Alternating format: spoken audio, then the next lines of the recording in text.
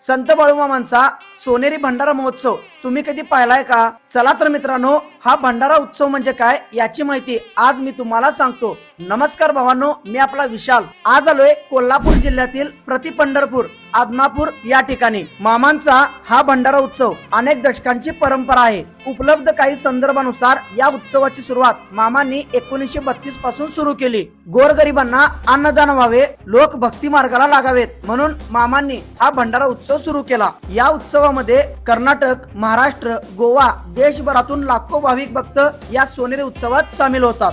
हा भंडारा उत्सव म्हणजे श्रद्धा आणि परंपरेचा भव्य संगम। तर मामांच्या या सोनेरी भंडारा उत्सवाला आदमापूरला तुम्ही कधी येताय कमेंट करून नक्की सांगा। आणि मामांच्या अशाच व्हिडिओसाठी आताच मला फॉलो करा, बाळूमामाच्या नावानं चांगलं।